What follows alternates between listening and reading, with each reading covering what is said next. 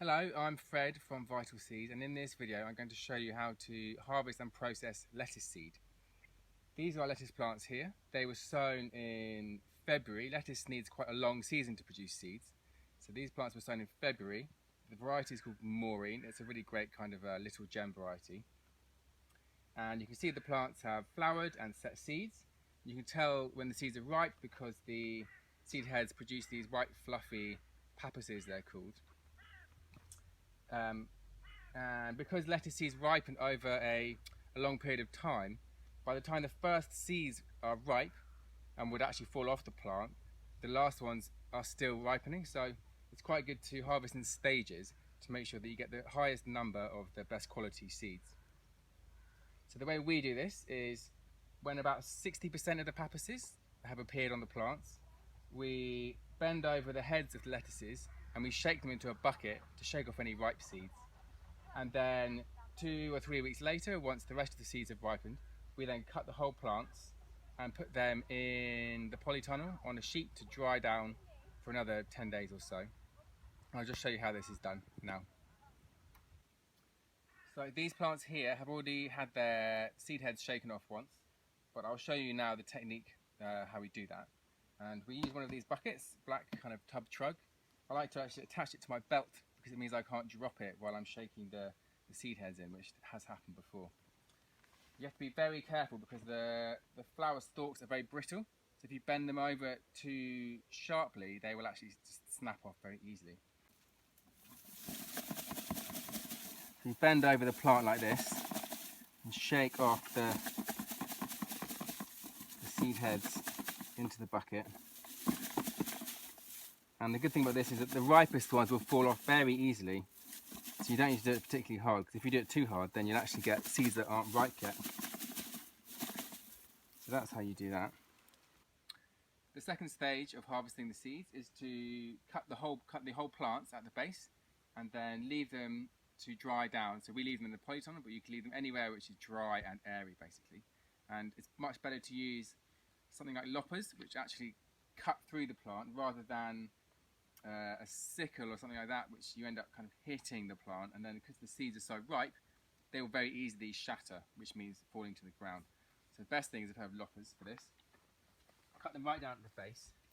We don't take the roots up because basically we don't want any soil to be with the seeds, because that's going to be really difficult to separate from the seeds later on.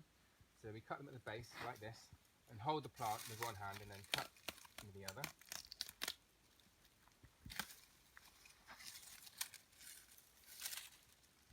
And then we'll take all of these and lay them down on a sheet in the polytunnel. So we will lay all the plants out on a drying rack in the polytunnel. We just use old bed sheets on this kind of fencing, but you could use anything you like. And you don't need a polytunnel anywhere which is dry and airy. Good ventilation is key. And they'll probably stay here for 10 days to 2 weeks, depending on what the weather's like. Obviously the hotter and the drier the weather, the faster they will dry. And they will continue to ripen here. You can see on here there's already lots of little black seeds that are falling off the plants. And yeah, once they've dried down further, we will do the next stage of processing. It's now 2 weeks later, and you can see from the colour of the plants that they've now completely dried down. It's been nice warm weather, so that's kind of speeded up the process. And lots of the seeds have now fallen onto the sheet. You can see here with the fluff as well. That stuff we can just collect up. There will still also be a lot of seeds left on the seed heads of the plants, and that stuff we need to separate out basically, and we do that by shaking them into a bucket. This process is called threshing, so that means the process of separating the seeds from the plant basically. Because this process is quite a dusty process when it's very dry, it's really good to wear a face mask while you're threshing the seeds to stop yourself from breathing in all the dust that's produced.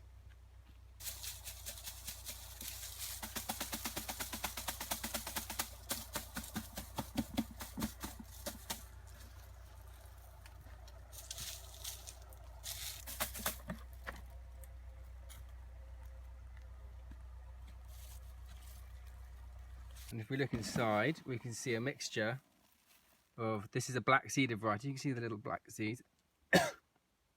and the white fluffy papacies in there as well. So now we will stick the mixture of seeds and chaff through this sieve. This is a slotted sieve with 2mm wide slots, which makes it particularly good for lettuce because the lettuce seeds are kind of elongated. But you can use any sieve with 2mm holes basically. Sprinkle it on.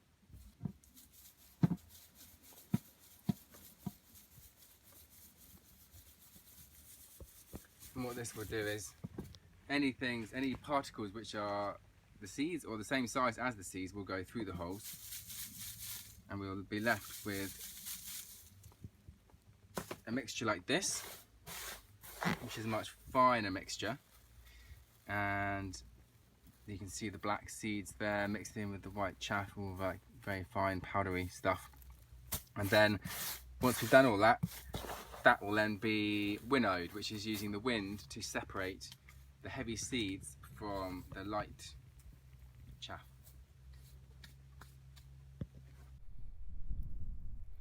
The ideal conditions for winnowing seeds are a nice, gentle, steady breeze going in kind of one direction.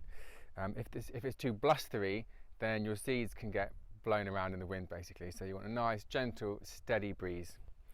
And then we'll basically pour the seeds from one bucket into another bucket, which is on the floor, and the light chaff will be blown away in the wind, and the heavy seeds should fall down and land in the bucket. It's always really good to put a sheet or a tarpaulin or something down underneath the bucket in case you do get a gust of wind which blows the flow of seeds off, and it means you could still collect them if they do fall onto the sheet instead of going into the bucket.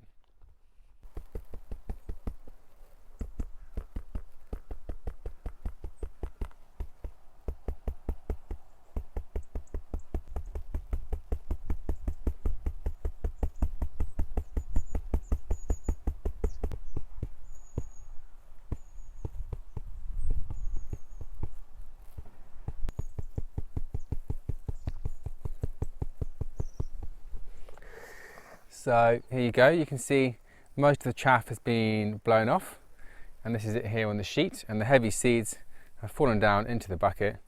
There's still a few bits of chaff in there, so we'll do that a few times to get it really clean. Each time we'll blow off a little bit more chaff. And then also you can use a desk fan very effectively for winnowing, because obviously it creates the perfect conditions for it. So that's another really good option. And then once you've winnowed it off as clean as you need it to be, obviously if you're just using it for home use, it doesn't need to be super clean, just clean enough. And then store the seed in a brown paper bag or any other kind of porous bag in a cool, dry place for next year.